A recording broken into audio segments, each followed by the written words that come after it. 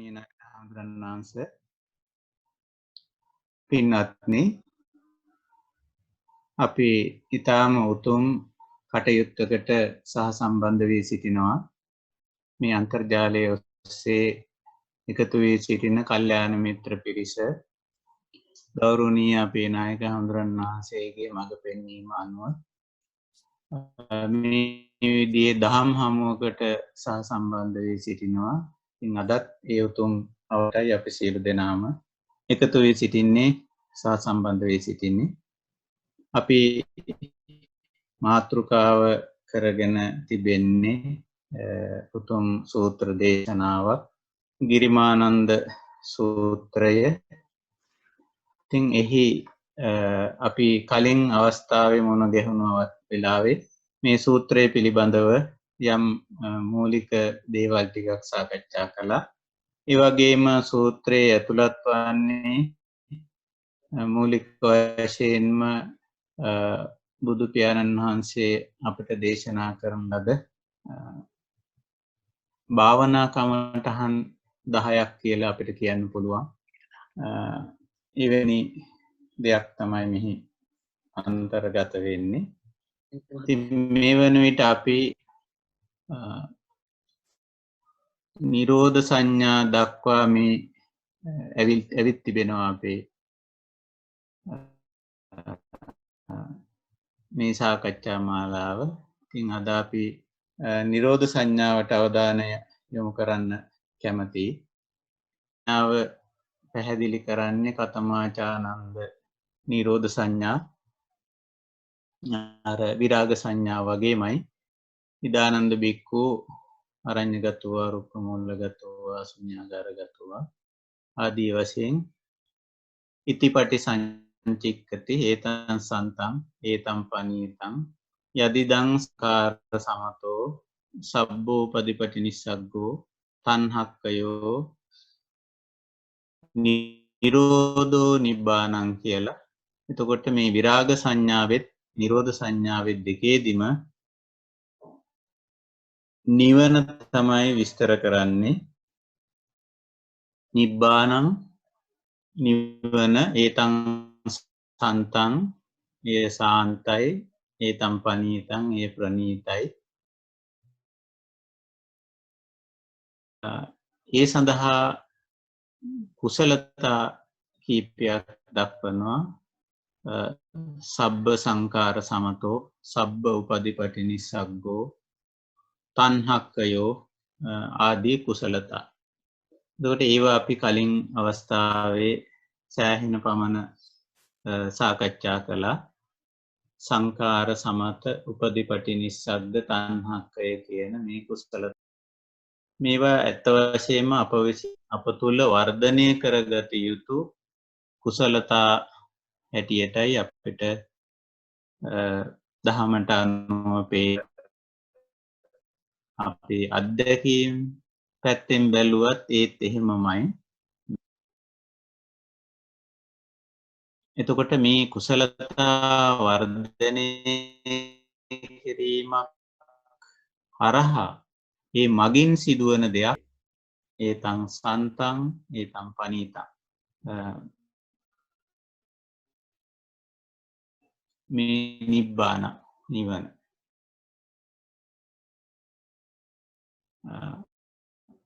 ස්වභාවය තේරුම් ගැනීමයි විශේෂයෙන් අවශ්‍ය වෙන්නේ. නිරෝධ කියන වචනේ අපිට පුරුදු වචනයක්. මොකද චතුරාර්ය සත්‍යයේ දුක්ඛ නිරෝධ පටිපදා ඒ වගේම දුක්ඛ නිරෝධං අරිය සත්‍යං නිරෝධ වචනේ යෙදිලා තියෙනවා. එතකොට ඒ අපි දන්න දෙයින්ම මේ නිරෝධ කියන කාරණේට යොමු පහසුයි වඩා ලේසි කියලා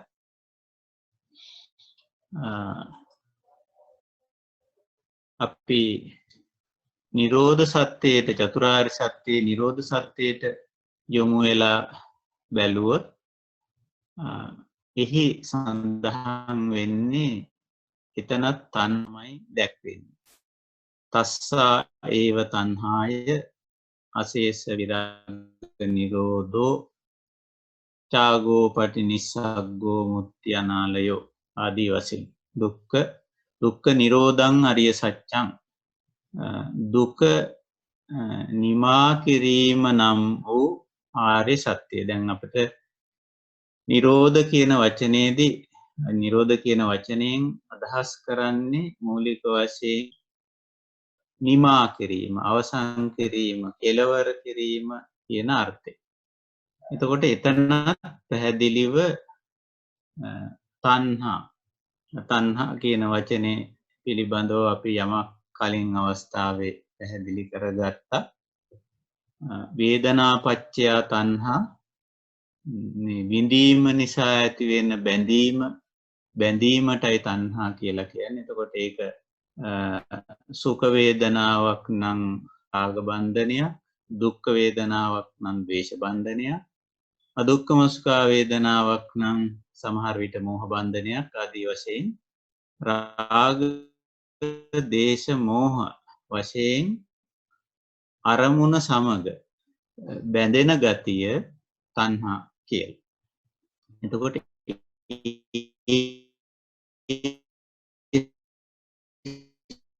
ස්වභාවය අපිට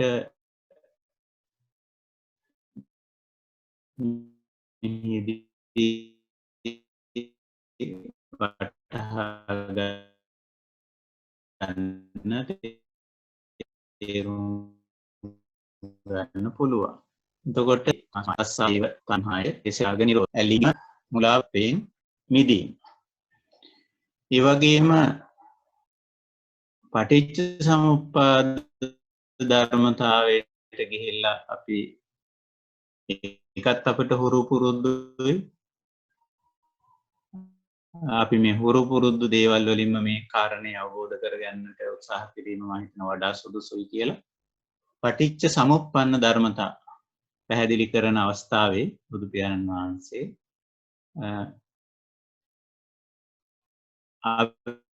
අවිජ්ජාපච්චයා සංඛාරා සංඛාරපච්චයා විඥානං ආදී වශයෙන් දේශනා කරගෙන කියලා අංග 12කින් නැත්නම් ද්වාදසාංගයකින් විද්‍යාවේ සිට දුක දක්වා එකිනෙක ප්‍රත්‍ය වෙමින් උපකාරී වෙමින් දුක ඇතිවන ආකාරය නැත්නම් හේතුඵල ධර්මතාවය පැහැදිලි කරනවා. එහි නිරෝධ සමුදය වගේ නිරෝධය දක්වනවා. අවිද්‍යාව සංකාර නිරෝධා ආදී වශයෙන් අන්තිමට ඒව මේ තස්ස කේවලස්ස දුක්ඛක්ඛන්දස්ස නිරෝධෝ හෝති කියලා එතනත් නිමාව කියන අර්ථයෙන් නිමාවීම කියන අර්ථයෙන්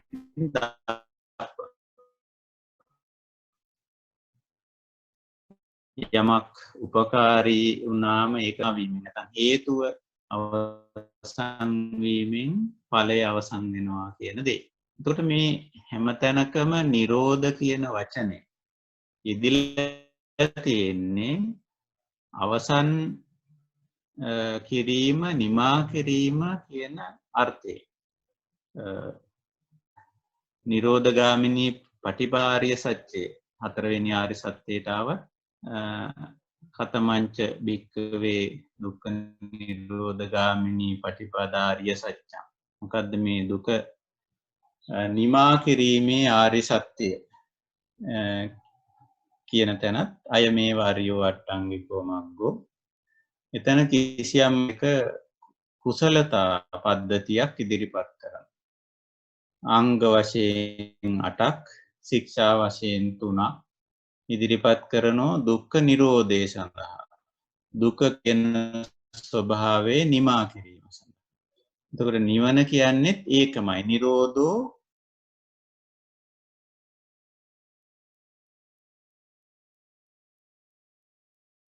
උපදීපටි නිස්සග්ගෝ තණ්හක්ඛයෝ ආදී වශයෙන් දුක ජනනය කරන දුක ඇති කරන සාධක හේතු කාරණා නිමා කිරීම නිරෝධ හැටියට දක් ඒ විදිහට.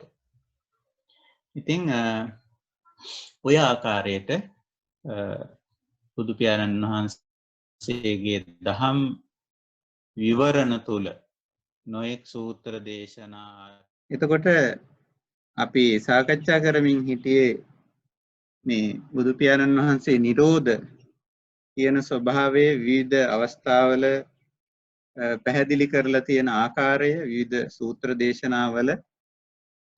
ඉතින් ඒ හැම සූත්‍ර දේශනාවකින්ම අපිට පැහැදිලි වෙන කාරණේ වෙන්නේ නිරෝධ කියන්නේ නිමා කිරීම කියන අදහස දෙන වචනයක්. විශේෂයෙන් අකුසල පක්ෂයට අයිති යම් යම්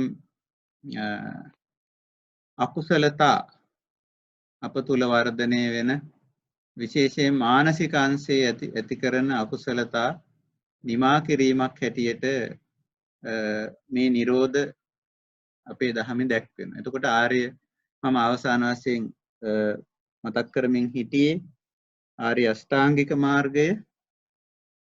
එතකොට එහි ශික්ෂා වශයෙන් අංග වශයෙන් ඒ කාරණා පැහැදිලි කරමින් ආර්ය අෂ්ටාංගික මාර්ගය තුලත් දැක්වෙන්නේ ඒ නිරෝධයමයි. නිරෝධගාමිනී පටිපදා වශයෙන්. එතකොට අපි මේ නිරෝධ කියන ස්වභාවය නිමා කිරීමක්, අවසන් කිරීමක්, කෙලවර කිරීමක් වැනි අර්ථයකින් තමයි නිරෝධ කියන වචනේ හැමතැනම යෙදিলা තියෙන්නේ. එතකොට මේ නිරෝධය ඇති කර ගැනීම සඳහා දේශනා කරලා තියෙන නිරෝධ ගාමිනී පටිපදාව දිහා අපි ටිකක් අවධානය යොමු කිරීම මෙහිදී වඩා වැදගත් වෙනවා. ඒ නිවෙන මඟ නිර්වාණ මාර්ගයේ හැටියට දේශනා කරන්නේ එම පටිපදාවමයි. එතකොට මෙතන මේ නිමා කරන්නේ කුමක්ද? අකුසල පක්ෂයේ යමක් නිමා කිරීමක් අදහස් කරන්නේ. දැන් අපි මාර්ගාංග ඔස්සේ මේ සාකච්ඡාව ටිකක් ඉදිරියට ගියොත් දැන් සම්මා දිට්ඨි. එතකොට සම්මා දිට්ඨිය බුදුරජාන් වහන්සේ පැහැදිලි කරන්නේ ආර්ය අෂ්ටාංගික මාර්ගයේ කතමාච බික්කවේ සම්මා දිට්ඨි. දුක්ඛේ ඥානං දුක්ඛ සමුදය ඥානං දුක්ඛ නිරෝධේ ඥානං දුක්ඛ නිරෝධගාමිනියා පටිපදාය ඥානං ආදී වශයෙන්. එතකොට එහි අනිත් පාර්ශවයේ නැත්නම් ප්‍රතිවිරුද්ධ පාර්ශවයේ පැහැදිලි කරන්නේ දුක්ඛේ අඥානං දුක්ඛ සමුදය අඥානං දුක්ඛ නිරෝධේ අඥානං දුක්ඛ නිරෝධගාමිනියා පටිපදාය අඥානං වශයෙන්. මේ දුක කියන ස්වභාවය පිළිබඳව නොදැනීම, නොදැනුවත්කම, අනවබෝධය, ඒ වගේම දුකට හේතුව නොදැනීම, දුකෙන් මිදීම එවත් නිවන පිළිබඳ අනවබෝධය, නිවන් මඟ පිළිබඳ අනවබෝධය හැටියට. අන්නේ අනවබෝධය නිමා කිරීම. එතකොට සම්මා දිට්ඨිය හැටියට දැක්වෙනවා. එතකොට එතන නිරෝධය කුමක්ද? යම් අනවබෝධ තත්වයක් නිමා කිරීම. මේ අපි මේ නිරෝධ සත්‍ය, නිරෝධ කියන වචනය ඔස්සේ ඒ තේරුම් ගැනීම සඳහා නිරෝධ සත්‍ය ඔස්සේ අපි මේ යන්නට උත්සාහ කරන්නේ. එතකොට නිරෝධ ගාමිනී පටිපදාවේ මුලට තියෙන ඔය සම්මා දිට්ඨිය අනුව බලපුවාම කිසියම් අනවබෝධ තත්වයන් ටිකක් නිමා කිරීම. එතකොට දැන් එතනත් අපිට පේනවා මේ අනවබෝධ තත්වය අවිජ්ජා, මිච්ඡා දිට්ඨි ආදී නම් වලින් ධර්මයේ විවිධ තැන්වල සඳහන් වෙනවා, දැක්වෙනවා. වෙනත් අවස්ථාවල වෙනත් තැන්වලදී. ඉතින් අන්නේ අනවබෝධ තත්වය ඒ අවිද්‍යා తত্ত্বය දුරු කිරීමයි මෙතනින් අදහස් කරන්නේ. එතකොට එතනත් පැහැදිලි වෙනවා අපිට නිරෝධ කියන්නේ කිසියම් අකුසල తত্ত্বයක් නිමා කිරීම කියන එක. ඊළඟට සම්මා සංකල්ප වලට ආපුවම දෙවෙනි මාර්ගාංගය කතමාච බික්කවේ සම්මා සංකප්පෝ සම්මා සංකල්ප පැහැදිලි කරන තැන නෙක්ඛම්ම සංකප්පෝ අව්‍යාපාද සංකප්පෝ අවිහිංසා සංකප්පෝ කියලා මිච්ඡා සංකල්පය පැහැදිලි කරන තැන කාම සංකල්ප ව්‍යාපාද සංකල්ප විහිංසා සංකල්ප ඒ කියන්නේ කාමයට බර හිතුම් පැතුම් රටාව ඒ වගේම කාමයේ භුක්ති විඳීමට බාධා වෙන අවස්ථාවල ඇති වෙන ව්‍යාපාද තරහ මූලික කරගත්ත සිතුම් පැතුම් ඒ වගේම හිංසාකාරී සිතුම් පැතුම් මේවා තමයි මිච්ඡා සංකල්ප හැටියට උදාහරණ වශයෙන් දක්වලා තියෙනවා. තවත් තැන්වල විතක්ක කියන වචනේත් භාවිතා කරලා තියෙන මේ සංකල්ප වල චේතනා විතක්ක සංකප්ප කියන වචන අපේ ධර්මයේ සඳහන් වෙනවා. ඔය තුනකින් සඳහන් වුණාට එකම දෙයක් අදහස් කරන්නේ චේතනා කියන්නේත් සංකප්ප කියන්නේත් විතක්ක කියන්නේත් වචන තුනක් වුණාට සමානාර්ථවත් වචන. එතකොට ඒ වයිදී අකුසල පක්ෂය දක්වනවා. දැන් චේතනා දක්වන තැන අකුසල චේතනා දක්වනවා. ඒ වගේම සංකප්ප දක්වන තැනදී මිච්ඡා සංකප්පෝ කියලා අකුසල පක්ෂය දක්වනවා. විතක්ක දක්වන තැන පාපක අකුසල විතක්කා කියලා එහි අකුසල පක්ෂය දක්වනවා බුදු පියාණන් වහන්සේ. ඔය විදිහට විතක්ක වලටමයි සංකාර කියන්නේ. අපි මේ සංකාර පිළිබඳ සාකච්ඡාවේදී ඒක පැහැදිලි කරා ඔබට මතක ඇති. ඔය විදිහට මේ දෙවනි මාර්ගාංගයෙන් අදහස් කරන්නේ අකුසල පක්ෂයේ සිතුම් පැතුම් තමයි. සිතුම් පැතුම් අපේක්ෂා බලාපොරොත්තු ආකල්ප කියලා අපි සාමාන්‍යයෙන් සිංහල භාෂාවෙන් කියන අන්න එවැනි ස්වභාවයක් එවැනි තත්වයක් අදහස් කරන්නේ අකුසල පක්ෂය. එතකොට එය නිමා කිරීම එතනත් නිරෝධ. එතකොට අර අකුසල චේතනා නැත්නම් අකුසල විතක්ක මිච්ඡා සංකප්ප නිමා කිරීම නිරෝධ. අනිත් පැත්තෙන් ඒ කුසල පක්ෂයේ දේවල් ඇති කර ගැනීමත් අදහස් වෙනවා. විශේෂයෙන් නිරෝධයේදී මේ අකුසල පක්ෂයේ නිමා කිරීම විශේෂයෙන් අදහස් කරනවා. ඊළඟ මාර්ගාංගයට ගියොත් සම්මා වාචා සම්මා වාචා මිච්ඡා වාචා විස්තර කරන තැන අපිට පේනවා කතමාච බික්කේ මිච්ඡා වාචා මුසාවාදා පිසුනා වාචා පරුසා වාචා සම්පප්පලාප. කතමාච බික්කේ සම්මා වාචා මුසාවාදා වේරමණී පිසුනා වාචා වේරමණී පරුසා වාචා වේරමණී සම්පප්පලාප වේරමණී. එතකොට කතා බහේදී වචන භාවිතයේදී ඇති කර ගන්නා වූ අර අකුසල පක්ෂයේ කතා බහ වචන භාවිතේ නිමා කිරීම. එතකොට එතනත් අපිට පේනවා නිරෝධයක්. අකුසල පක්ෂයේ නිරෝධයක්. එතකොට අකුසල පක්ෂයට අයිති වැරදි අවබෝධයන් නිමා කිරීම, අකුසල පක්ෂයට අයිති සංකල්පන, සිතුම් පැතුම් ආදී දේ නිමා කිරීම, ඒ වගේම අකුසල පක්ෂයට අයිති කතා බහ බොරු කේලම් පරුස වචන හිස් වචන අපි මේ කතා බහේදී sannivedanයේදී අහිතකර තමන්ට අනුන්ට අහිතකර වෙන විදිහේ සංකල්පනා මේ වචන භාවිතා කරනවා. ඒක නිමා කිරීම එතනත් නිරෝධ. ඊළඟට අපි තවත් ඉස්සරහට ගියොත් කම්මන්ත ඊළඟට තියෙන හතරවෙනි මාර්ගාංගය. මේ අපි නිරෝධගාමිනී පටිපදාව මේ අසුරෙන් මේ නිරෝධ කියන தত্ত্বය සාකච්ඡා කරගෙන යන්නේ. එතකොට කතමාච බික්කවේ සම්මා කම්මන්තෝ කය මෙහෙවල කය මෙහෙවීම තමයි අතරම කම්මන්ත කියන්නේ. එතකොට පානාතිපාතා වේරමණී අදින්නාදානා වේරමණී කාමේසු මිත්‍යාචාරා වේරමණී වශයෙන් සම්මා කම්මන්තේ පැහැදිලි කරනවා. එතකොට මිච්ඡා කම්මන්තේ වෙන්නේ පානාතිපාතා අදින්නාදානා කාමේසු මිත්‍යාචාර. කය මෙහෙවල කරන තමන්ට අහිත පිනිස දුක් පිනිස හේතු වෙන අනුන්ට අහිත පිනිස දුක් පිනිස හේතු වෙන තමන් අනුන් ඇතුළු සමස්ත ජීව පද්ධතියටම අහිත පිනිස දුක් පිනිස හේතු වන කිසියම් කායික ක්‍රියාවන් පවතිනවාද ඒව තමයි බුදු පියාණන් වහන්සේ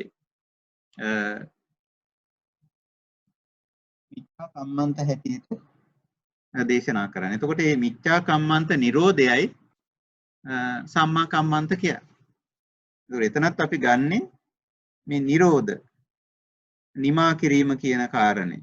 නිමා කිරීම, අවසන් කිරීම, කෙලවර කිරීම කියන අර්ථය. මොන වගේ දෙයක්ද? අකුසල පක්ෂයට අයිති දෙයක්. අකුසල පක්ෂයට අයිති දෙයක් තමයි මේ නිමා කරන්නේ. එතනත් ඒ අදහස් වෙන්නේ කියවෙන්නේ එහෙම දෙයක්. අකුසල පක්ෂයට අයිති දෙයක්.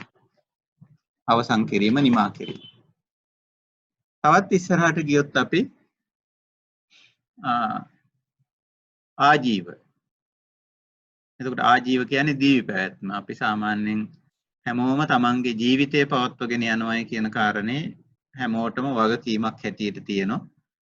ඒක විශේෂයක් නැහැ. ඉතින් කුඩා කාලේ සමහර විට මව්පියෝ අපේ දිවි පැවැත්ම කරනවා. නමුත් අපි හැමෝටම දිවි පැවැත්ම පිළිබඳ වගකීම එකහෙලාම තිබෙනවා.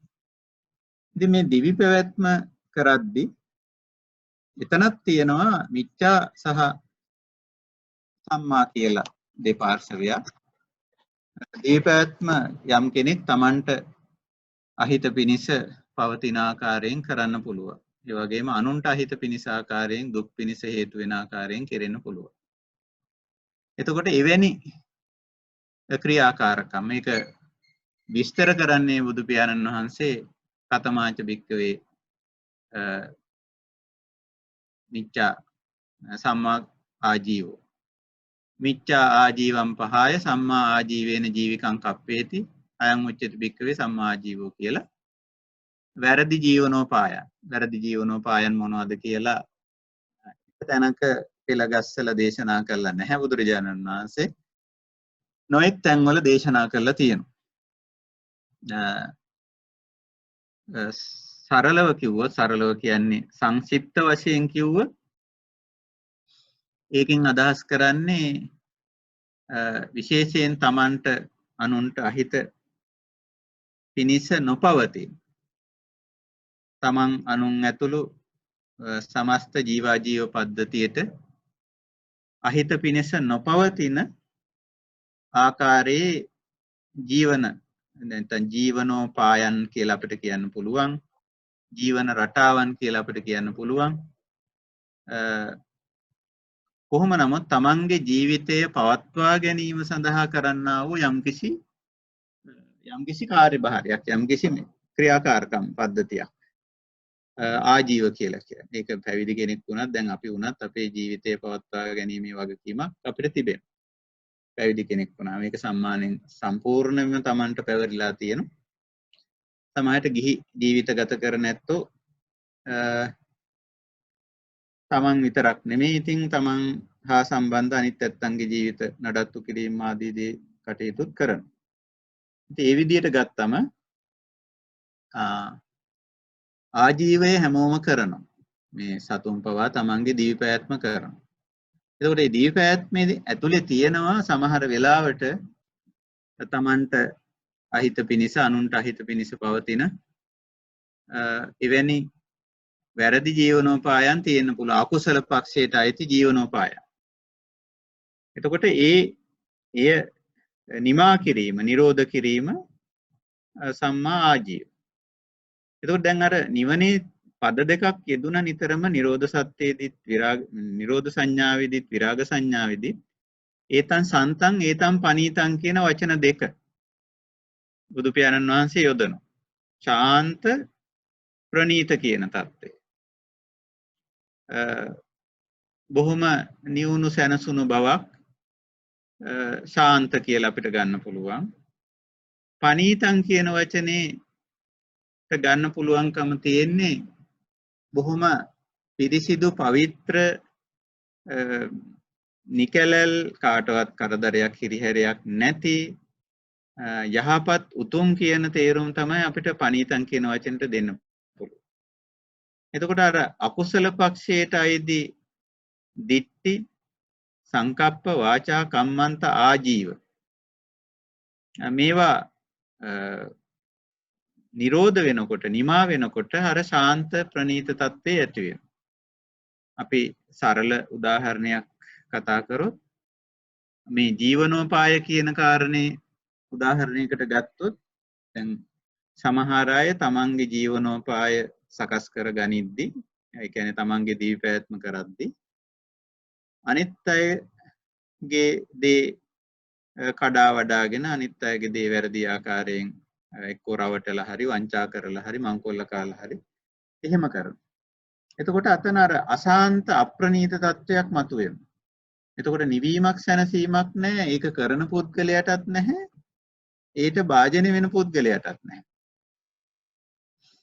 නමුත් තව කෙනෙකුට හිරිහැරයක් කරදරයක් නොවන ආකාරයට තමන්ගේ ජීවනෝපාය කරනවා නම් එතන තියෙන ඔය කියන ශාන්ත ප්‍රණීත තත්ත්වය. ඒතං සන්තං ඒතං පනීතං කියලා සඳහන් කළ ඒ තත්ත්වය.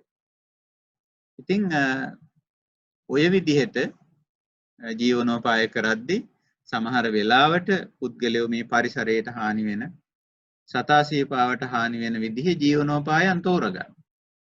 සතා සීපාවන්ට හානි වෙන ජීවනෝපායන් තෝරගන්න. එතකොට ඒකෙන් තමන් පව් අකුසල් කරගන්නවා. සතා සීපාවට හානියක් වෙනවා. සමහර අයගේ ජීවනෝපායන් පරිසරයට හානි වෙන ජීවනෝපායන්. දැන් ගහකොළ කපන වගේ දේවල්. සමහර විට මේ පොළොවේ තියෙන ඇතැම් ඛනිජ වර්ග ගොඩ දැමීම් ආදී දේවල්. ඉතින් බලපුවහම ඒවා යම්කිසි ආකාරයකින් පරිසරයට අපි සියලු දෙනාට බලපාන. ඉතින් ওই විදිහට ජීවනෝපාය තෝරගත්ති ආජීවය තෝරාගනිද්දී අර අශාන්ත අප්‍රණීත තත්ත්වයේ ඇති නොවන ශාන්ත ප්‍රණීත තත්ත්වයේ ඇති වෙන ආකාරයට ජීවනෝපාය තේරීම. ඒ වගේම මිච්ඡා ආජීව නිරෝධ කිරීම. පහාය පහාන කියන වචනේත් යොදලා තියෙනවා. දැන් බුදුරජාණන් වහන්සේ එතෙන්දී යොදන්නේ මිච්ඡා ආජීවම් පහාය සම්මා ආජීවේන ජීවිකං කප්පේති කියලා. එතකොට පහාය නැත්නම් පහාන කියන වචනේ එතන යෙදෙනවා යොදලා තියෙනවා. පහාය නිරෝධ සත්‍යයේදී තස්සායව තණ්හාය අශේෂ විරාග නිරෝධෝ චාගෝ පටිනිස්සග්ගෝ ආදී වශයෙන් නිමා කිරීම කියන අර්ථයේ යෙදලා තියෙනවා. ඔන්න ඔය විදිහට මේ මාර්ගාංග ඔස්සේ අපි බලපුවාම අකුසල පක්ෂයට අයිති වැරදි වැටහීම්, වැරදි අවබෝධයන්, වැරදි සංකල්පන, වැරදි ආකාරයේ වචන භාවිතයන්, වැරදි ආකාරයේ කායික හැසිරීම රටා, වැරදි ජීවනෝපාය බැහැර කිරීම මූලික වශයෙන්. එතන ඉඳලා තියෙනවා සම්මා වායාම, සම්මා සති, සම්මා සමාධි කියලා තවත් මාර්ගාංග තුනක්.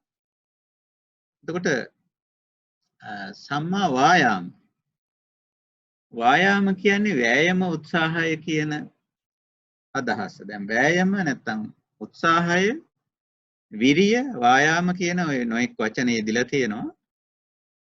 වෑයම නිතරම අපේ දක්වන්නේ මේ ලෞකික පැත්තට දරන උත්සාහය, ලෞකික දියුණුවට ධන දාන්‍ය වස්තුව හරි හම්බ කරගන්න ඒවට දරන උත්සාහයත් බුදුදහමේ යම් ප්‍රමාණයකින් අනුමත කරලා තියෙනවා. මේ ඒවා අලසකමින් තොරව උත්සාහවන්තව උත්ථානවතු වගේ වචන යොදලා තියෙනවා. ඒ ලෞකික පැත්තේ කලකම්මැලි නැතුව අපි අපේ ජීවිතයට අවශ්‍ය දේ සම්පාදනය කරගන්න ඕනේ කියන අදහස. නමුත් ඒත් වශයෙන්ම මේ මෙතන මේ සම්මා වායාම කියන මාර්ගාංගයේදී විශේෂත්වයක් තියෙනවා. මේ මාර්ගාංගයේ විස්තර කරන විදිහ අපි දන්නවා හැමෝටම මේක මතකයි. කුසල පක්ෂයට 2යි අකුසල පක්ෂයට 2යි වශයෙන් සතර සම්මප්පදාන කියලා ඔය 4 ආකාරයක වීරියක් උගන්වනවා. මුලින් කියන්නේ අනුප්පන්නානං අකුසලානං ධම්මානං අනුපාදාය චන්දං ජනේති වායමති විරියං ආරභති චිත්තං පග්ගණ්හාති පදහති කිය. ඊළඟට උප්පන්නානං අකුසලානං ධම්මානං පහානා. එතනතර පහාන කියන වචනේ යෙදිලා තියෙනවා. එතන යම්කිසි උත්සාහයක් දරන නූපන් අකුසලය නූපදින්න. දැන් අකුසල කුසල දෙක අපිට පැහැදිලි. කුසල කියන්නේ නිතරම සීල සමාධි ප්‍රඥා කියන තුන. දැන් මේ නිවනට අදාළව තමයි මේවා පැහැදිලි වෙන්නේ. අකුසල කියන්නේ ඒ අනුව හිතා ගන්න පුළුවන් දුස්සීලකම අකුසල, සීලවන්ත බව කුසල. අසමාහිත බව අකුසලේ, සමාහිත බව කුසල. දුෂ්ප්‍රඥ බව අකුසලේ, ප්‍රඥාවන්ත බව කුසලේ. එතකොට මේ අකුසලය තියෙනවා නම් ඒක බැහැර කරන්න දරන වෑයම. නැති අකුසල් නූපදින්න කටයුතු කිරීම, උත්සාහවන්ත වීම වායාම හැටියට දක්වනවා. ඊළඟට කුසල පක්ෂයේ දක්වනවා දැනට තමන් උපදවාගෙන නැති කුසල් උපදවා ගැනීම සඳහා අනුප්පන්නානං කුසලානං ධම්මානං උප්පාදාය චන්දං ජනේති වායමති විරියං ආරභති චිත්තං පග්ගණ්හාති. නූපන් කුසලයේ උපදවා ගන්න. කුසල කියන්නේම සීල සමාධි ප්‍රඥා වෙන දෙයක් නෙවෙයි. මොකද මේ කුසල කියන එක යෙදෙන්නේ නිවනට අදාළව. දැන් සමහර වෙලාවට අපි පුණ්‍ය සහ කුසල දෙක මුගක් වෙලාවට පටලවාගෙන තියෙනවා අපේ බෞද්ධ සමාජයේ. මේක පැහැදිලිවම දෙකක්. එතකොට මේ කුසල කියන එක උගන්වලා තියෙන්නේ නිවනට අදාළව. මේ සීල සමාධි ප්‍රඥා ඒවා බොහොම පැහැදිලිව බුද්ධ දේශනාවේ ඇතුළත් වෙලා තියෙනවා. එතකොට වායාමය නැත්නම් විරිය කියන තැනදී අපිට පේනවා අකුසල නිරෝධය විශේෂයෙන් අදහස් කරනවා. දුස්සීල භාවය, අසමාහිත භාවය, දුෂ්ප්‍රඥ භාවය බැහැර කිරීම, නිමා කිරීම, අවසන් කිරීම, නිරෝධ. අනිත් පැත්තෙන් කුසලයේ වැඩිමත් ඒ මාර්ගාංගයට ඇතුළත් කරලා තියෙනවා. මේ විදිහට. එතනත් එතකොට අපිට නිරෝධය කොමක්ද කියලා තේරුම් කරගන්න පුළුවන්කම තියෙනවා ඒ මාර්ගාංගයේ තුලිනුත්. දැන් අපි මේ සාකච්ඡා කරගෙන යන්නේ නිරෝධ සංඥා. ඒ කියන්නේ නිරෝධ කියන ස්වභාවය ගැඹුරින් අවබෝධ කර ගැනීම. මොකද්ද නිරෝධ කියන්නේ? ඊළඟට අපි ඊළඟ මාර්ගාංගයට ගියොත් සම්මා සති මිත්‍යා සති සම්මා සති කියලා දෙකක් පෙන්නනවා. එතකොට මිත්‍යා සතිය බැහැර කිරීම සම්මා සතිය වේ. ඉතින් සම්මා සති විස්තර කරන්නේ කතමාච බික්කවේ සම්මා සති. ඔය සතර සතිපට්ඨානෙ තමයි සම්මා සති හැටියට දක්වන්නේ. යහපත් වූ නිවැරදි වූ සාවධාන බව, සතිමත් බව ආදී වශයෙන්. ඉතින් සතර සතිපට්ඨානෙ අපි දන්නවා කායානුපස්සනා, වේදනානුපස්සනා, චිත්තානුපස්සනා, ධම්මානුපස්සනා වශයෙන්. ඒ අනුපස්සනා හතරේ තියෙන්නේ අත් වශයෙන්ම නාම රූප ධර්ම. දැන් කායානුපස්සනාවේ මගින් අපිට උගන්වන්නේ රූප ධර්ම පිළිබඳව. කය මූලික කරගත්ත රූප ධර්ම පිළිබඳව. ඊළඟට වේදනානුපස්සනාව, චිත්තානුපස්සනාව දෙකේදී නාම ධර්ම පැත්තට යන්නේ. වේදනා සංකාර, වේදනා සංඥා සංකාර ආදී වශයෙන්. ධම්මානුපස්සනාවේදී පොදුවේ නාම රූප දෙකම එකට අරගෙන ඒවයි යථා ස්වභාවය පෙන්නලා ඒව පිළිබඳව සතිමත් අවදිමත් භාවයක් පවත්වා ගැනීම සඳහා ඒ පුහුණු කිරීමක් කරනවා. ඒතර එතනත් අර නාම රූප ධර්ම පිළිබඳව ඇති එක පැත්තකින් අසතිමත් බව, ඒවයි ක්‍රියාකාරීත්වය, ඒවයි ස්වභාවයේ ස්වરૂපයේ ගතිගුණ ලක්ෂණ පිළිබඳව කාය වේදනා චිත්ත ධම්ම වශයෙන් හතරකට ගොනු කරලා ඒව පිළිබඳව තියෙන අර අසතිමත් භාවයේ බැහැර කිරීමක් නිරෝධයේදී පෙන්වන්නේ. එතකොට මේක සතිය පිහිටනවා. සම්මා සති. අන්තිම වශයෙන් ඔය සියලු කාරණා ඔස්සේ ගිහිල්ලා සම්මා සමාධි දක්වනෝ මේ හිතේ තියෙන විවිච්ච කාමේහි විවිච්ච අකුසලේහි ධම්මේහි ආදී වශයෙන් මේ දක්වලා තියෙන ආකාරයට ඔය ධ්‍යාන ආදී දක්වන ඔය සම්මා සමාධි විස්තර කරන අවස්ථාවල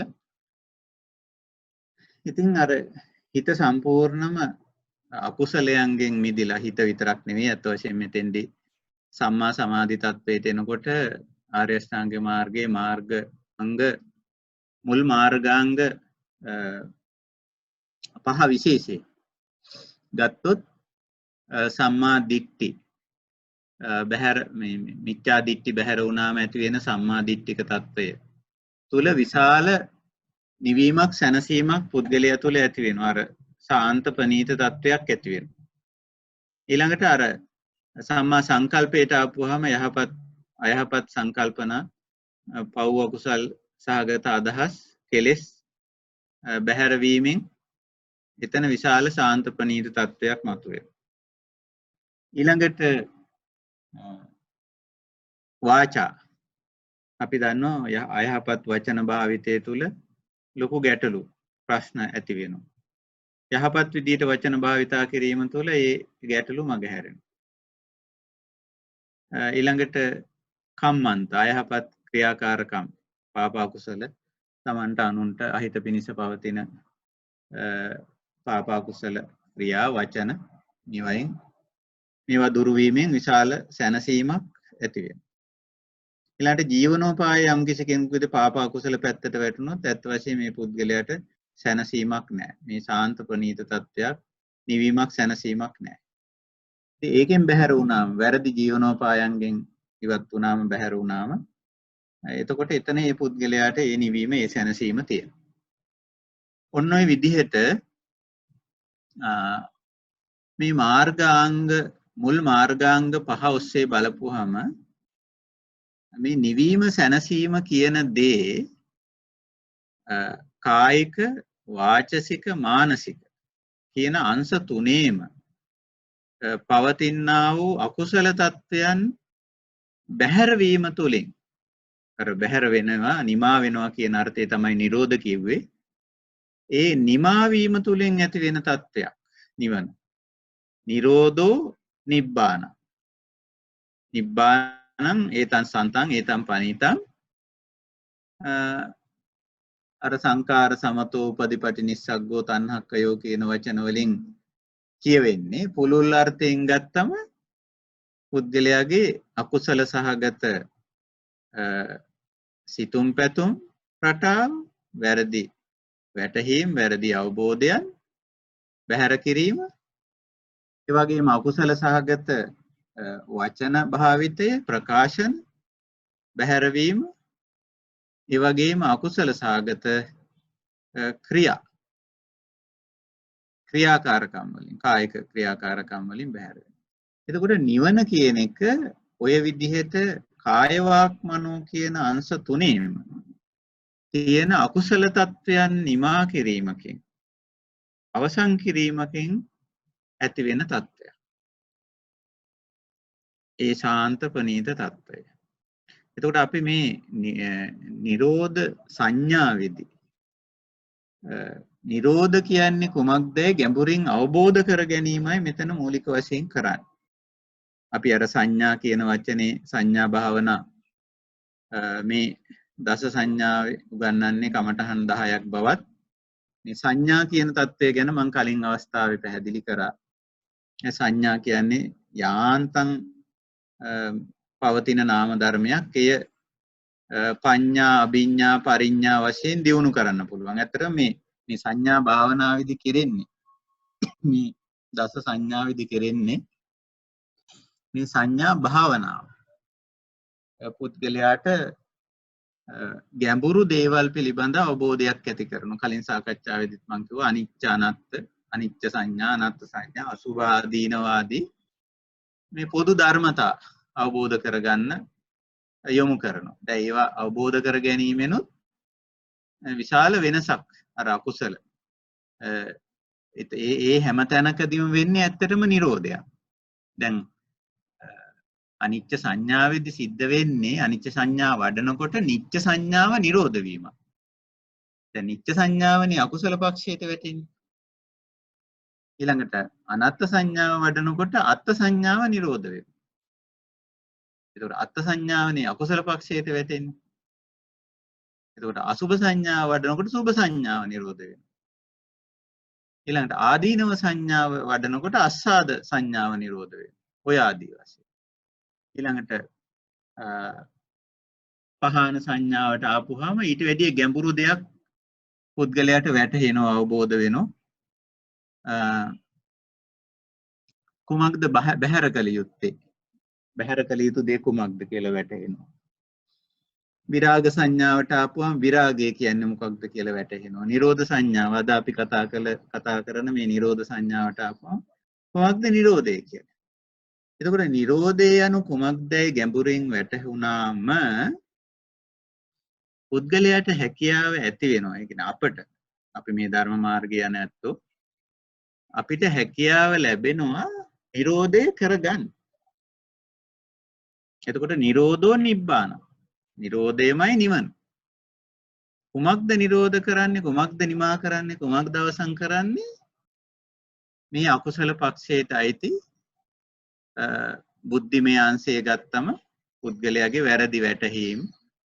ඒ කියන්නේ දුකට හේතු වෙන ආකාරයේ වැටහීම්. ඇදහිම්, විශ්වාස පිළිගැනීම. ඔවට පොදුවේ අවිජ්ජා කියනවා, මිච්ඡා දිට්ඨි කියනවා. ඉතින් ඒ ටික නිමා කෙරේ. ඊළඟට වැරදි ආකාරයේ චිත්තාවේග හැඟීම් පක්ෂය. අපි ඔය කියන්නේ මේ රාග, ද්වේෂ, මෝහ, මදමාන, ඊර්ෂ්‍යා ආදී වශයෙන් කියන්නේ ඕව ඔක්කොම චිත්තාවේග හැඟීම්, ඉමෝෂන්ස්. අකුසල පක්ෂයට අයිති චිත්තාවේග තියෙන. චිත්තාවේග තමයි පුද්ගලයා මෙහෙවන්නේ. සාමාන්‍යයෙන් අපි හිතනවා හුඟක් අය කියන්නේ බුද්ධිය විසින් පුද්ගලයා මෙහෙවනවා කියලා. බුද්ධිය විසින් පුද්ගලයා මෙහෙවන්නේ නැහැ. නිතරම පුද්ගලයා මෙහෙවන්නේ හැඟීමක් විසින්, ආවේගයක් විසින්. එතකොට අකුසල පක්ෂයේ චිත්තාවේග නිමා කිරීම නිරෝධ. ඊළඟට අකුසල පක්ෂයේ චර්යා කියලා කියන්නේ කායික හැසිරීම රටා සහ වචන භාවිතයන්නේ මූලික වශයෙන් අයිති වෙන්නේ. ඉතින් ඒවා නිමා කිරීම නිරෝධ. එතකොට දැන් අපි නිරෝධය කියන්නේ කුමක්ද කියලා වටහා ගත්තම, තේරුම් ගත්තම ඒකනේ නිවන, නිරෝධෝ නිබ්බාන. ඊළඟට නිරෝධය කරලා නැත්නම් අපි තවම ඒ සඳහා මගක් තියෙනවා. නිරෝධගාමිනී ප්‍රතිපදාවක් තියෙනවා. බුදුරජාන් වහන්සේ මේ ආර්ය නිරෝධගාමිනී ප්‍රතිපදාව මම හිතන්නේ අප්‍රමාණ තැන්වල දේශනා කළා තියෙනවා. විවිධ අංශයෙන් හැම දෙයක් සම්බන්ධයෙන්ම ඒ නිමා කිරීමේ ප්‍රතිපදාව වශයෙන් නිතරම මේ නිරෝධගාමිනී ප්‍රතිපදාවමයි දක්වන්නේ. ඕනම දෙයක් සම්බන්ධයෙන් ඇති වෙන අකුසලයේ, අකුසල තත්ත්වේ නැත්නම් වැරදි විවාහාරයේ, වැරදි භාවිතයේ, වැරදි සිතුම් පැතුම් රටාව නිමා කිරීම සඳහා යෝජනා කරන්නේ අය මේවා අරියෝ අට්ටංගිකෝ මග්ගෝ කියලා. නිරෝධගාමිනී ප්‍රතිපදාව වශයෙන්. ඉතින් ওই විදිහට මෙන්න මේ නිරෝධ කියන තත්වය නැත්නම් නිමා කිරීම, අවසන් කිරීම, කෙලවර කිරීම කියන්නේ කුමක්ද කියලා අවබෝධ කර ගැනීම. නිරෝධ සංඥාවෙන් අදහස් කරන්නේ. මේ අපි ගැඹුරු දෙයක් තේරුම් ගන්න. මට හිතෙන විදිහට නිරෝධ සංඥාවට මේ නිරෝධගාමිනී ප්‍රතිපදාවත් අයිති කියලා. මගේ මේ පෞද්ගලික හැඟීම. දැන් නිමා කළ යුතු දේ දැන ගැනීම වගේම ඒ නිමා කරන ආකාරය දැන ගැනීම. ඒකත් ඇත්ත වශයෙන්ම මීට අයත් දෙයක්, අයිති දෙයක්. ඉතින් මට හිතෙනවා ඒ දෙකම මේට අයත් කියලා. නිරෝධ ඒ කියන්නේ තුන්වෙනි ආර්ය සත්‍යයයි හතරවෙනි ආර්ය සත්‍යයයි දෙකම නිරෝධ සත්‍ය සහ නිරෝධගාමිනී පටිපදාාරිය සත්‍ය කියන දෙකම. ඉතින් ওই විදිහට අපි අද විශේෂයෙන් අවධානය යොමු කළා ඔය 10න් දස සංඥා වලින් නිරෝධ සංඥාවට මම හිතන්නේ අපි සෑහෙන කාලයක් මේ සඳහා අරගෙන තියෙනවා. ඉතින් මේ සාකච්ඡාවේදී අපි මේ දහම් හමුවේදී විශේෂ අවධානය යොමු කරනවා මේ එකතු වෙලා ඉන්න පිරිසට තියෙන ප්‍රශ්න ගැටලු සාකච්ඡා කිරීම සඳහා. ඉතින් මම හිතනවා මෙතෙන් සිට අපි සාකච්ඡාවට කාලය ගැනීම සුදුසුයි කියලා අපි නිරෝධ පිළිබඳව සැලකිය යුතු මට්ටමකින් පැහැදිලි කළ නිසා. ඉතින් මම හිතන්නේ නායක හඳුනේ ඉතිරි කාලේ අපි සාකච්ඡාවට ගමු කියලා මම හිතනවා වඩා සුදුසුයි කියලා. ධර්ම සාකච්ඡාවට සම්බන්ධ වෙන්න පුළුවන්. මම හිතනවා අපේ සාරානන්ද හඳුරන්නේ මේ ගිරිමානන්ද සූත්‍රයේ දිගටම පැහැදිලි කරන්නේ ඊටාම පැහැදිලිවම චතුරාර්ය සත්‍ය ගැන. එහෙමයි. චතුරාර්ය සත්‍ය ගැන තමයි පැහැදිලි කරන්නේ. මොකද නිවන් අවබෝධයට යන කෙනෙක් දුක අවබෝධ කරගන්න ඕන. මේ පංච උපාදානස්කන්ධයේ දුක ඒක තමයි පළමුවෙන්ම පැහැදිලි කරන්නේ අනිච්ච සංඥාව. ඊළඟට අනත්ත් සංඥාව. ඊළඟට අසුභ සංඥාව, ආදීනව සංඥා. දැන් ඒ ටික වඩනකොට එතන සම්පූර්ණ සමත විපස්සනා භාවනාව තුළින් චතුරාර්ය සත්‍ය අවබෝධය පැහැදිලි කරන්නේ. ඉතින් ඒ ටික තමන් අවබෝධයෙන් දකිනකොට එයාට මේකෙන් මිදෙන්න ඕනකම ඉබේම ඇති වෙනවා. එහෙමයි. ඉතින් ඒ වගේ පැහැදිලි කරගෙන ඇවිල්ලා ඊළඟට එතනදී දැන් විරාග සංඥා නිරෝධ සංඥා ඒ තත්ත්වෙනකොට මේ නිවනේ ස්වභාවය තමයි පැහැදිලි කරන්නේ බුදුරජාණන් වහන්සේ නේද? එහෙමයි. ඒ විරාග නිරෝධ දෙකේදීම නායකයන්ගේ සමාන ආකාරයෙන් පැහැදිලි කරනවානේ. ඔව්. නිවනේ ස්වභාවය එහෙමයි. නිබ්බානං ඒතං සන්තං ඒතං පනීතං වශයෙන් මම කියන්න උත්සාහ කරේ නායකයන්ගේ මේ අර නිරෝධය බුදු පියාණන් වහන්සේ පැහැදිලි කරන මේ නිරෝධය කියන එක නිවන කියන එක පැහැදිලි කරන්නේ හුඟක් වෙලාවට මේ යමක් නැති කියන නස්ත්‍යාර්ථ පදවලින් තමයි නිරෝධ හුඟක් නිවන පැහැදිලි කරලා තියෙන්නේ. දැන් නිරෝධ සත්‍යයේදීත් එහෙමයි අශේෂ විරාග නිරෝධ පටිනිස්සග්ග චාග මුත්ති අනාලය වගේ වචන භාවිතා වෙලා තියෙනවා. එතකොට දැන් මේ නිවන පිළිබඳ හුඟක් ඔය මේක හරියට අවබෝධ වෙච්ච නැති ඇත්තෝ මේ යෙදිලා තියෙන පද ඒ කියන්නේ අපි කියන්නේ කිසියම් ආකාරයකට මේවා නෙගටිව් පද කියලා. ඒ පද දිහා බලලා සමහර අය නිවන නිකන් අර අසුබ දෙයක් කියන වගේ අසුබවාදයක් කියන වගේ අදහසකට පසු කාලීනව සමහර අය ඇවිල්ලා තියෙනවා. අර යෙදිලා තියෙන පද දිහා බලලා. නමුත් මේ පද වලින් කියන්නේ ඇත්තටම හරියට බැලුවොත් ධනාත්මක පැත්ත. දැන් ආර්ය අෂ්ටාංගික මාර්ගයේ දිහා බැලුවොත් නායකයන්ගේ ඒක ඊටාම හොඳට පැහැදිලි. දැන් මිත්‍යා වාචා තමයි නෙගටිව් කියන්නේ. ඍණ නැත්නම් අයහපත කියලා කියන්නේ. ඒතර සම්මා වාචා කියන්නේ නිතරම ධනාත්මක පැත්ත. යහපත් පැත්ත, හොඳ පැත්ත. දැන් රාග කියන්නේ නිතරම නෙගටිව් එක. විරාග කියන්නේ පොසිටිව්, ධනාත්මක දේ. එතකොට අර භාෂාවේ වචනේ යෙදිලා තියෙන න වී ආ වගේ ප්‍රතිෂේධාර්ථ නිපාත යෙදුනම සමහර අය මතු පිටින් බලන අය හිතන්නේ මේක මේ යම් මේ නිමාවක් අවසාන කිරීමක් නැති කිරීමක් කියලා. නමුත් ඇත්තටම නිවන අපි දකින විදිහට අපිට අවබෝධ වෙලා තියෙන ආකාරයට ධනාත්මක. අර හානිකර අයහපත් වූ දුක්ඛදායක වූ පීඩාකාරී වූ තත්වයන් නිමා කිරීම. එතකොට එතන තියෙන්නේ ඇත්තටම යම් ආකාරයක යහපත් තත්ත්වයක්. ඉතින් ඒක සමහර අය එහෙම දෙයක් ඇත තියෙනවා කියන්න ටිකක් පැකිලෙනවා. දැන් නිවන කියන එක තියෙන දෙයක් ඇති දෙයක් හැටියට කියන්න පැකිලෙනවා. නමුත් ඇත්ත වශයෙන්ම මා දකින විදිහට මේ නිවීම මේ සැනසීම අපි අත්විඳින දෙයක්, ලබන දෙයක්. අර දුක්ඛදායක, අකුසලදායක අයහපත් තත්ත්වයන් මගහැරියම ඒක අපේ හැබැයි මේක ඇත්ත වශයෙන්ම අපි අපේ ජීවිතය තුළින් දැකිය යුතු දෙයක්. අපි මෙහිම සාකච්ඡා කරන එක ඇත්ත නිවන පිළිබඳ, නිරෝධය පිළිබඳව.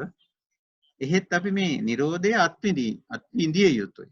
මම සරල උදාහරණයක් ගත්තොත් නායකයන්ගේ අපේ පෞද්ගලික ජීවිත වල මට ඉස්සර පෞද්ගලිකව කවුරු හරි මොන හරි කාගේ හරි දෙයක් ඇවිල්ලා කිව්වම ටිකක් ඒක රුස්සන් නැති ගතියක් තියෙනවා. අකමැත්තක්, අමනාප ගතියක් එනවා. එතකොට දැන් ඒ අමනාප ගතිය, රුස්සන් නැති ගතිය, නැත්තම් කේන්තිය ගතිය ඇත්ත වශයෙන්ම මේ මා විසින් මා තුළ ඇති කරගන්නා වූ එක්තරා ඍණාත්මක අයහපත් තත්ත්වයක්. ඒ තත්ත්වය තියෙනකොට මම දුක් විඳිනවා. මට පීඩාකාරී. නමුත් අර තව කෙනෙකුගේ දෙයක් තව විස්තර වශයෙන් තොරතුරු වශයෙන් කියන්න මිනිස්යන්ගේ රුචිකත්වයක් තියෙනවා. ඒක එක්තරා ප්‍රමාණයකට ස්වභාවික දෙයක් කියලා අපි අවබෝධ කරගත්තම අපිට අර තව පුද්ගලයෙක්ගේ තොරතුරු නැත්තම් අපි ඔකට සාමාන්‍යයෙන් කියන්නේ කේලම් කියනවා ආදි වශයෙන් කියලා. ඒක ඇවිල්ලා කියනකොට අපි අතන සිහිනුවණින් ඉන්න නිසා අපිට අර නුරුස්නා ගතිය, අකමැත්ත ඇති වෙන්නේ. එතකොට අර සිද්ධිය එහෙමම වෙනවා. අර වෙනද වගේම අරයා මෙහෙමයි, මෙයා මෙහෙමයි, දන්නවද අහවලා මෙහෙම කිව්වා, අරම කෙරුවා ආදී වශයෙන් තොරතුරු sannivedanaya කරනවා. නමුත් අපි සිහිනුවණින් ඉන්නකොට අපිට අර වෙනද ඇති වුණු අර රුස්සන් නැති ගතිය, අමනාප ගතිය එන්නේ නැහැ. එතකොට අර එතන මේ අර බාහිර දේ නිමා වෙලා නැහැ සමහර වෙලාවට. බාහිරේ තියෙන ඒ වෙනත් පුද්ගලයන්ගේ අයහපත් තත්ත්වයන්, අයහපත් චර්යාවන් ඒවා එසේම පවතිනව වෙන්න පුළුවන්. නමුත් අපි තුල නිරෝධය වෙලා. අර අපි අවබෝධයටපත් වුණා එක පැත්තකින් මෙතන මේ පුද්ගලයන්ගේ ස්වභාවය මෙහෙමයි කියලා. ඉතින් ඒ අවබෝධයත් එක්කම අර ඇතුලේ අර නිවීම, අර සැනසීම ඇති වෙනවා. ඉතින් දැන් අපිට ඇවිල්ලා වෙන කෙනෙක්ගේ තොරතුරු අරමයි කිව්වා, මෙහෙමයි කිව්වා, ඔබ වහන්සේ ගැන මෙහෙම කිව්වා, මෙහෙම කිව්වට දැන් ඒ ස්වභාවය ඇති වෙන්නේ නැහැ. අර ඇතුළත දැවෙන තැවෙන ගතිය ඇති වෙන්නේ නැහැ. ඇත්තටම අර මේක අප තුලින් යම් වෙනසක්, අවබෝධාත්මක වෙනසක්, චර්යාත්මක වෙනසක්, චිත්තාවේගියන්සේ වෙනසක් තුලින් ඇති වෙන තත්ත්වයක් මේ නිරෝධ, මේ නිවීම, මේ සැනසීම. ඒක අපි මේ ප්‍රායෝගිකව විඳින්න ඕනේ. එක පැත්තකින් අර නායක හඳුර කිව්වා වගේ දුක්ඛ සත්‍ය අපි තුලින් මේ විඳින්න ඕනේ. විඳලා තමයි අර නිරෝධ තත්ත්වය අපි අත්විඳින්නේ. ඒක නිසා නිවන කියන්නේ අත්විඳින්න පුළුවන් දෙයක්. ඒක මේ නස්ත්‍යාර්ථයක් නැති දෙයක් නෙමෙයි. අකුසල පක්ෂය ගෙවා දැමීම හරහා අකුසල පක්ෂයට අයිති දේ නිමා කිරීම හරහා, අවසන් කිරීම හරහා ඇති වෙන සන්තම් ප්‍රණීතම්, සාන්ත ප්‍රණීත තත්ත්වයක්. ඒක නැති දෙයක් නෙමෙයි. දැන් හුඟක් අය එහෙම නිකන් සමහර අය තර්කයට කියන ඒක නැති දෙයක්. නිවනේ මොකක්වත් නැහැ කියලා. ඇත්ත වශයෙන්ම තියෙනවා. ඒ ශාන්ත බව, ඒතන් සන්තං, ඒතන් ප්‍රණීතං කියන්නේ නැහනේ. යමක් නැත්තම්. ඒ ශාන්ත බව කියනවා. ඉතින් ඒ කාරණෙත් මම මෙතෙන්දී මතක් කරන්න කැමතියි. දැන් ඇත්තටම නිරෝධය කියන්නේ මෙතන නිවන කියන එකට තවත් වචනයක් ඉතින් නේද හඳුරන්නේ. එහෙමයි. නිරෝධෝ නිබ්බාණං කියලා බොහෝ තැන්වල පැහැදිලි වෙනවනේ. ඊළඟට මේ දැන් ওই නිවන කියන එකේ හඳුර මූලික අවස්ථා දෙකක් තියෙනවානේ. සෝපාදිශේෂ නිබ්බාන, නිරුපාදිශේෂ නිබ්බාන කියලා.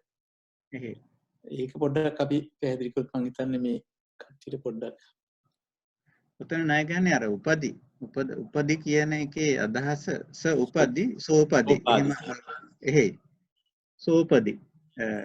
එතකොට උපදිය කියලා කිව්වේ නෑ ගන්න එතන පංචස්කන්ධයට. ඔව්. දැන් රාතන් වහන්සේගේ පංචස්කන්ධය පිළිබඳ තියුණු උපාදානයේ අවසන්. උපාදානය නිමයි නිරෝධ වෙලා තියෙන්නේ. එහෙත් පංචස්කන්ධේ ඉතිරි. ඉතින් ඒකට පංචස්කන්ධයේ ඉතිරිව තියෙන නිසා ඒ පංචස්කන්ධයට තමයි එතන උපදි කියන වචනේ යෙදিলা තියෙන්නේ. උපාදානාර්ථයෙන් නෙවෙයි. එතකොට පිරිනිවන් පානකම් නැත්තම් මරණයටපත් වෙනකම් ඒ උපදි කොටස ශේෂව තියෙනවා. ඉතිරිව තියෙනවා. එතකොට එහෙත් සියලු කෙලෙස් නිමා වෙලා තියෙන්නේ, නිරෝධ වෙලා තියෙන්නේ, අවසන් වෙලා තියෙන්නේ. එතකොට ඒ අවස්ථාව කියන්නේ සෝපදි කියලා. වචනේ ඔය පෙළේ තියෙන්නේ සෝපදි. ඊළඟට නිරුපදි. ඒ කියන්නේ න උපදි නිරුපදි. න උපදි කියන්නේ අර උපදියත් මරණයේදී පංචස්කන්ධයත් අවසන් වෙනවා රාතන් වහන්සේගේ. ස්කන්ධ පැවැත්මක් නැහැ නේ එතනින් එහාට. ස්කන්ධ පිළිවෙලක් නැහැ. ස්කන්ධ පැවැත්මක් නැහැ. එතකොට අරිහත් භාවයේදී ක්ලේශ පරිනිර්වාණය කරන නිසා එතනින් පස්සේ ඉතුරු වෙලා තියෙන්නේ උපදිය විතරයි, පංචස්කන්ධය විතරයි.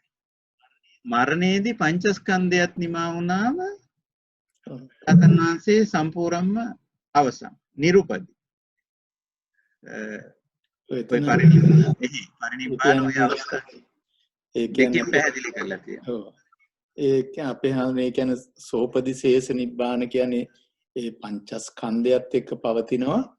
එතකොට රහතන් වහන්සේටත් කුසගින්න දැනෙනවා, පිපාසය දැනෙනවා. ඒවා ඔක්කොම ශරීරයට තියෙන මේවා දැනෙනවානේ. එහි නෑ නෑ රූපස්කන්ධයක් තියෙනවානේ. සතර මහා භූත වලින් සකස් වෙච්ච රූපස්කන්ධයක් තියෙනවා. දැන් මට අද මම පොඩි මේ මොකද දැන් ලංකාවේ ගොඩාක් රහතන් වහන්සේලා ඉන්නවා කියන මේක ගැන පොඩි සාකච්ඡාවක් කරලා තිබුණා අපේ මේ කවුද අර කැලණි විශ්වවිද්‍යාලයට හිටපු මහාචාර්ය හඳුරෝ එක්ක තින් උන්වහන්සේ ඒකට පොඩි නිදර්ශනයක් පෙන්නනවා රහත්ද නැද්ද කියලා බලන්න පොළගේ කැඟට දාන්න කියලා. පොළගේ කැඟට දාන්න කියන මේ රහත්ද නැද්ද කියලා දැනගන්න. එතකොට එතන කියන්නේ රහත් නම් යාට බයක් ඇති වෙන්නේ නැහැ කියන එක.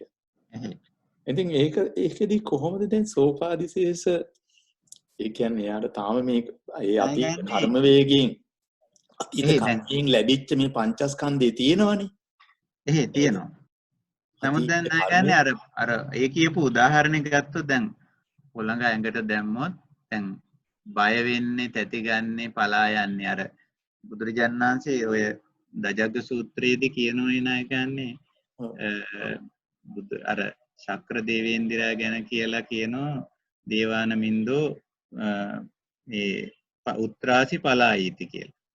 ඇති ගන්නවා, බය වෙනවා, ලොමු දැහ ගන්නවා, පලා යනවා. තථාගතයන් වහන්සේ ගැන කියනවා එහෙම තැතිගන්නේ, බය වෙන්නේ, පලා යන්නේ නැහැ කියලා.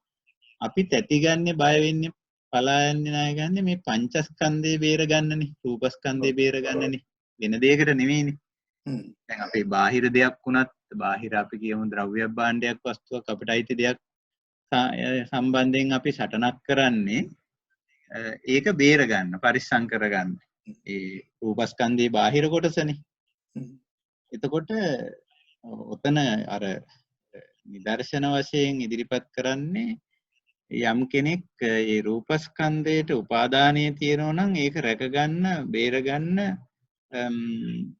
යම් ආකාරයක කියන්නේ දැඩි ප්‍රයත්නයක් දරනවා. මේක අර පවත්වනවා කියන අදහස නෙවෙයි. දැන් බුදුරජාණන් වහන්සේත් අවුරුදු 45ක් රූපකාය පවත්වගෙන ගියානේ නායකනේ. දානි වැළඳුවා, පින්ඩපාතේ වැඩිය, දානි ටිකක් හොයාගෙන වෙනකොට ඉතින් බෙහෙත් ගත්තා නේද? බෙහෙත් ගත්තා. ඊට පස්සේ වතුර නෑවා. ඒ ඔක්කොම දේවල් කරානේ නායකනේ. බුදිය ගත්ත ප්‍රමාණවත් තරමට සැතපුණා. එතකොට අර රූපස්කන්ධයේ ලෝක ස්වභාවය ධර්මයට අනුව පවත්වාගෙන ගියා. ඒක පවත්වාගෙන යා හැකි තරම් කාලයක් අවුරුදු 80 වෙනකම් පැවැත්තුවා. එතකොට ඔය විදිහට වේදනා සංඥා සංකාර විඥාන කියන සෙසු ස්කන්ධ ගත්තත් ඒව තණ්හාමාන දිට්ඨි වලින් පැවැත්වීමක් නැහැ රහතන් වහන්සේ. හැබැයි පවත්වගෙන යනවා සෝබාදහමෙන් යම් දවසක තීන්දුව කරනවානේ මේක දැන් මෙතනින් එහාට පවත්වන්න බැහැයි කියන තීන්දුව එනකන් පංචස්කන්ධය පවත්වනවා. ඔව්. තමයි නිරුපදේශ කියලා කියන්නේ උපාදානස්කන්ධයගේ නිරෝධය. එහේ උපාදාන නැහැ. උපාදානස්කන්ධයක් නැහැ එතන. එතන තියෙන්නේ පංචස්කන්ධයක් විතරයි. එහෙනම් තමයි නිරුපදේශ. එහේ දැන් පංචස්කන්ධයේ තිබුණාට ඒ පිළිබඳ තණ්හාමාන දිට්ඨි නැති නිසා ඒ පිළිබඳ බය තැති ගැනීම දුක්ඛ දෝමනස්ස ඒව නිමයි. අර සම්මුතියක් හැටියට පවත්වනවා. ඉතින් මේක මරණය දක්වා. ඉතින් මරණය දක්වා ඉතින් පවත්වගෙන යනවා. මාන වලින් තොරව නේද? එහේ තණ්හාමාන දිට්ඨි වලින් තොරව. ඉතින් ඔය අර ඔය වගේ සාකච්ඡාවලදී නායකයන් ඉතින් අපි අර අනිත්‍යයේ රහත් භාවයේ හරි නැත්නම් මාර්ගඵල පරීක්ෂා කිරීමට යනවට වඩා මම නම් නිතරම කියන්නේ තමන් මාර්ගඵලයක් ලබලා තියෙනවාද තමන්ගේ අධ්‍යාත්මික தත්ත්වය මොකක්ද කියලා පරීක්ෂා කරන එක තමයි මේකෙදි වඩා සුදුසු. ඉතින් නොඑක් අය තම තමන් ගැන නොඑක් දේවල් කියලා තියෙන්න පුළුවන් මම සෝවාන් මම රහත් ආදී වශයෙන් කියලා. ඉතින් ඒක අපිට ප්‍රශ්නයක් නැහැ. අනිත් එක මේ මම නම් මගේ පෞද්ගලික අදහස නායකයන්නේ මේ ශාසනයක් තියෙන නිසා ධර්මයක් තියෙන නිසා ඉතින් මාර්ගඵලලාභීන් නොඉන්න විදිහක් නැහැ. මේ මාර්ගය අනුගමනය කරනවා නම් බුදුරජාණන් වහන්සේත් ඒක දේශනා කරලා තියෙන නායකයන්නේ මේ ශ්‍රී සද්ධර්මයේ ඇති තාක් මේ අනුගමනය කරන තාක් මේ ශාසනය හිස් නැහැ කියලා. එතකොට අර කවුරු හරි ඒ තමන් එවැනි තත්වයකටපත් නොවි පත් වෙනයි කියනවා නම් ඒක ඔහුගේ වංචනික භාවයක් නේ නායකයන්. ඔහු එතකොට මේ ශාසනයෙන් පිටස්තරයි. තමන්ට කෙලස් කොච්චර තියෙනවද කියන එක තමන්නේ දකින්නේ නේද? එහෙයි නායකයන්. ඒ නිසා තමයි යෝනිසෝ මනසිකාරය නිතරම තියෙනවා. එහේ තමන්ගේ පැත්තට හැරෙන්න කියලා නේ මේ ධහමේ කියන්නේ. ඉතින් අපි වඩා සුදුසු අපේ පැත්තට හැරිලා බලන එක. සෝතාපන්න කෙනෙක් අපිට හමු වෙන්නේ නැහැ නායකයන් පිටින් කවදාවත්. කවදා හරි Taman සෝවාන් වුණොත් ඔන්න සෝතාපන්න කෙනෙක් කොහොමද කියලා එදාට තමයි දැනගන්න පුළුවන්කම තියෙන්නේ. රහතන් වහන්සේ කෙනෙකුත් අපිට පිටින් හමු වෙන්නේ නැහැ කවදාවත්. Taman රහත් වුණොත් අන්න එදාට දැනගන්න පුළුවන් රහතන් වහන්සේගේ ස්වභාවය කොහොමද කියලා. ඉතින් ඕක ආධ්‍යාත්මික වූ වෙනසක් නේ නායකයන්. ඉතින් ඒක තමා තුළින් දකින්න දෙයක් අජ්ජත්තං වා එහෙමනේ නායකයන්. ඉතින් ඒ විදිහට ඇති වෙන තත්ත්වයක්. ඉතින් ඒක නිසා අපි මේ ධර්ම මාර්ගය නැත්තු හැටියට මම හිතන්නේ අපේ මේ සාකච්ඡාවට එකතු වෙලා ඉන්න නැත්තන්ටත් අපි මතක් කරොත් හොඳයි මේ නිරෝධය තමා තුළින් දකින්න උත්සාහ කරේ. විරාගය, නිරෝධය, මේ නිවීම, මේ සැනසීම තමා පච්චත්තයක්නේ ප්‍රත්‍යක්ෂයක් විය යුතුයි. පච්චත්තම් වේදිතබ්බෝ තමා තුළින්ම දැකිය යුත්තක්. මගේ නම් අදහස එහෙමයි නායක. දැන් ඒ වගේම අපේ හාමුදුරුවෝ දැන් බුදුරජාණන් වහන්සේ මේ ධර්මයේ දේශනා කරද්දී අර තම නැනපමණින් අවබෝධ කරන්න කියනවනේ නේද? දැන් එතනදී දැන් බුදුරජාණන් වහන්සේ දැන් චුල්ලපන්තක පොඩි හාමුදුරුවන්ට දුන්නේ පොඩි ටෙක්නික් එකක් නේ. අර සුදු රෙදි කෑල්ලක් දීලා ඒක රජෝ හරණං කියලා ඒක කිලිටු වෙන හැටි බලලා විදර්ශනා වඩලා කෙලස් නැසල රහත් වුණානේ. ඊළඟට දැන් දාරුචීරිය දැන් බුදුරජාණන් වහන්සේ පිණ්ඩපාතේ වඩින වෙලාවෙනේ ඇවිල්ලා මේ එයා පුදුම මේ හදිස්සියකින් යාට සත්‍ය අවබෝධ කරන්න ඕන කියලා. ඉතින් ඒ ඉවසීමක් නැතුව. ඉතින් ඒ වෙලාවේ තමයි බුදුරජාණන් වහන්සේ දිත්තේ දිත්ත මත්තං සුතේ සුත්ත මත්තං විඤ්ඤාතේ විඤ්ඤාත මත්තං කියන මේ ඊටාම කෙටියෙන් මේ ධර්ම කාරණා තුනක් පැහැදිලි කරන්නේ. ඒකෙන්ම සත්‍ය අවබෝධ කරන සියලු කෙලෙස් නැසලා. එතනදී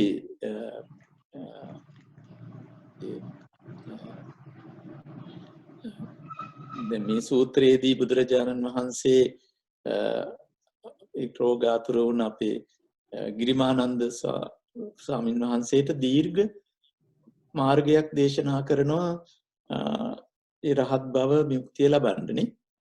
එතනදී එතන එහි නායකනේ බුදුරජාන් වහන්සේගේ සිරිතක් තියෙනවා අර මහා කරුණාව නිසා දැන් සතිපට්ඨාන දේශනාවේදී අපිට පේනවා නායකන්නේ මේ එක කමඨහනක් කියලා පුනච පරං කියලා ඊළඟ එක කියනවා. ඒ කියන්නේ නායකයන් මම එහෙනම් ඔන්න දැන් එකක් කිව්වා සමහරට නායකයන් එකෙන්ම සත්‍ය අවබෝධය ලබන ඇත්තෝ ඉන්නවා. එහෙම බැරි කෙනාට මං එහෙනම් තව එකක් කියන්නම්. පුනච පරං. එහෙනම් මං තව විදිහකින් කියන්නම්, තව ආකාරයකින් කියන්නම් කියලා බුදුරජාණන් වහන්සේ පරියාය ක්‍රමයේ තියෙනවා නායකයන්. පරියාය කියන්නේ විවිධ ආකාරයෙන් මේ සත්‍ය පැහැදිලි කරනවා. ඉතින් මම හිතන්නේ ගිරිමානන්ද දේශනාවේදී ඒ නොඑක් තැන්වල ඔය සංඥා දේශනා කරලා 10ම එක තැනකදී දේශනා කෙරුවා කියලා. ඉතින් ඔය 10න් එකකින් හරි දැන් අනිත්‍ය සංඥාවෙන්ම සත්‍ය අවබෝධය ලැබුව ඇත්තෝ ඉන්නෝනේ නායකයන්. අනත්ත් සංඥාවෙන්ම සත්‍ය අවබෝධය ලැබුව ඇත්තෝ ඉන්නවා. ඉතින් ඒවා වාර්තා වෙනවා ඔය සූත්‍ර දේශනාවල එහෙම අපිට පුළුවන් ඒව සොයා ගන්න. ඉතින් අර නමුත් බුදු පියාණන් වහන්සේගේ පරියාය ක්‍රමය විවිධ පැති වලින් විවිධ ආකාර වලින් මේක පැහැදිලි කරනවා. එතකොට අර නායකහරු කිව්වාගේ නැනපමණින් එක්කෙනාගේ ඥාන ප්‍රමාණය ඥානයේ වර්ධනය වෙච්ච ප්‍රමාණය තමයි උතන අදහස් කරන්නේ අර උග්ගටිතයි ආදී වශයෙන්. දැන් මේක තමයි දැන් අපේ එල්ලාවල විචිත්‍රානන්ද හඳුරු නිතරම කියන දේ තමයි තමන්ගේ උගත්කම් ඔක්කොම පැත්තක තියන්න කියලා. මේ ප්‍රඥාව අවදි කරගන්න. නිතරම කියන එකක් උගත්කම් ඔක්කොම පැත්තකින් තියන්න කියලා. එතකොට මේ ධර්ම අවබෝධය ලබන්න. ඒ සත්‍ය අවබෝධයට ඒක වෙනමම ප්‍රඥාව කියන එක ලබන දෙයක් නේ. ඉතින් බුදුරජාණන් වහන්සේට තිබුණානේ අර ආසේ අනුසේ ඥානෙ. ඒ කෙනාගේ ආසේ අනුසේ ඥානෙ නිසා බුදුරජාණන් වහන්සේට කෙනෙක්ට මේක අවබෝධ කරන්න පුළුවන් ශක්තිය කොහොමද කියන එක බුදුරජාණන් වහන්සේට අවබෝධය තිබුණානේ. ඒ නිසා ඒ කෙනාට ගැළපෙන විදිහට ඒ කමඨහන දුන්නා නේද? එහේ ඒක තමයි නායකයන් ක්‍රමය. ඉතින් එහෙම දීපු කමඨහන් සමහර තැන්වල එක් තැන් කරලා දේශනා කරලා තියෙනවා. සතිපට්ඨාන දේශනාවත් නායකයන්නේ සමහර තැන්වල තියෙනවා කායානුපස්සනාව විතරයි දේශනා කරන්නේ. සමහර තැන්වල චිත්තානුපස්සනාව විතරයි දේශනා කරන්නේ. හැබැයි මහා සතිපට්ඨාන දේශනාවට එනකොට මේ අනුපස්සනා හතරම එකට ගොනු කරලා තියෙනවා. එතකොට අර නැනපමන බලලා ආසයානුසේ ඥාණයෙන් පුද්ගලයාගේ නැනපමන බලලා ඥාන ප්‍රමාණය කියන එකනේ නැනපමන කිව්වේ. ඥාන ප්‍රමාණය දිහා බලලා ඒකට ගැළපෙන කමඨහන කිව්වා. දැන් ඔය බාහියට නායකහරු වගේ බාහියට කියපු දේ අපිට තේරෙන්නේ නැහැ නේ. සාමාන්‍යයෙන් අපිට අටුවාව කියවන්නේවත් නැතුව මේ දිත්තේ මත්තන් කියන්නේ මොකද්ද කියලා තේරෙන්නේ නැහැ. නමුත් බාහියගේ නැනපමනට ඒ කමඨහන ඇති. එයාගේ ඥාන ප්‍රමාණයට අනුව. හැබැයි තවත් කෙනෙකුට දැන් උදාහරණයක් ඇටියට නායකන්නේ කෝසල සංයුත්තේට ගිහිල්ලා බැලුවෝ සංයුත්ත නිකායේ කොසල් රජුරවන්ට කියපු බණ කන්ද ඒකට වැඩක් උනේ නැහැ. කොසල සංයුත්තේම තියෙන්නේ එතුමාට කියපු බණ කන්ද. ඉතින් නැනපමණ බොහොම අඩු වුණා. ඉතින් ඒ ඥාන ප්‍රමාණය අඩු නිසා ඉතින් අර එක්කෙනාගේ තියෙන ඒ එකක් තමයි ඥානයේ අඩුකම. ඒක යෙදෙන්නේ නැතිකම, ලෞකිකත්වයට බරව සිටින ගතිය. ඔය හේතු නිසා පුද්ගලයාට බැරි වෙනවා මේ ධර්ම මාර්ගයේ ඉදිරියට යන්න. ඒ වගේ දුෂ්කරතා තියෙන. කොහොම නමුත් ඉතින් බුදු පියාණන් වහන්සේ මේ ඥාන ප්‍රමාණය නායකහරු කිව්වා වගේ ඥාන ප්‍රමාණය නැනපමණ ඒකෙන් තමයි ඉතින් අවබෝධ කරගන්නේ. ඒක ඔය අර අපේ ඉල්ලාවල හඳුරු කිව්වා කියන කාරණේ. එතන අදහස් කරන්න නායකයන් මේ ලෞකික විෂයන් ඇත්තටම ඔය උගත්කම් කියන්නේ අපි මේ ලෞකික විෂයන් ඉගෙන ගත්තම අපිට මානයක් එනෝනේ නායකයන් ආඩම්බරකමක් එනවා. මං අරවා දන්නවා මේක දන්නවා අරක දන්නවා. ඊට පස්සේ ඒක සංසන්දනය කළාත් අරයට වඩා මම දන්නවා මෙයාට වඩා දන්නවා කියලා. ඉතින් එතකොට අර ප්‍රඥාව අවදි කරගන්න ඒක බාධාවක්. අර දැන් අපිට උනත් ඇත්තටම ධර්ම මාර්ගයට එළඹෙන්න කලින් නායකයන් එහෙම එකක් තිබුණා. අපි අර මේ ශාස්ත්‍ර උද්ග්‍රහණය නිසා ඒවා පිළිබඳව දැන් ඒක ඒ ශාස්ත්‍ර ඉගෙන ගත්තේ නැති අය ළඟට ගියාම කිසියම් ආකාරයක මානයක් ඇති වෙනවා. මම දන්නවා මෙයා දන්නේ නැහැ. එයාට වැඩිය මම දන්නවා. එතකොට අර සත්‍ය අවබෝධයේ පැත්තට යන්නේක පැත්තක තියලා අර තමන් ඉගෙනගත්ත ශාස්ත්‍ර ඉදිරියට දාගෙන ඒවත් එක්ක තර්ක විතර්ක කරගෙන අන්තිමට ඒව නිකන් රණ්ඩු සරුවල් වලට මේ දක්වා වුණත් වර්ධනය වෙන අවස්ථා තියෙනනේ. වාද විවාද කොහොම යනවනේ. සත්‍ය අවබෝධයේ පැත්ත මගහැරෙන. ඉතින් ඒ අනුව ඇත්තටම මේ කාරණේ ඒකේ ඇත්ත අර අපි තියෙන ඔය ලෞකික ඥාන පද්ධතිය ඩිංගක් පැත්තකින් තියන්න කියන එක. තිබ්බම තමයි අර ඒක පිළිබඳව මේ විවෘත ඇහැකින් බලන්න පුළුවන් වෙන්නේ.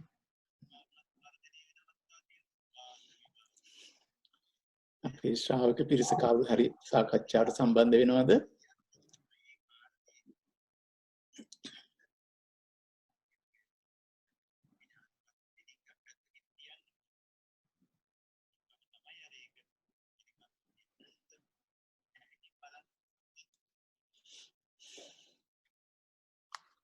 හොඳයි දැන් වෙලාවත් අපිට ගත වෙලා තියෙනවානේ. එහෙම යුක්ති මහත්තයා කවුරුත් නෑ නේද? දැන් නම් නෑ ස්වාමීන් වහන්සේ කවුරුත් මයික් ඔන් කරගෙන ඔව් ඔව්.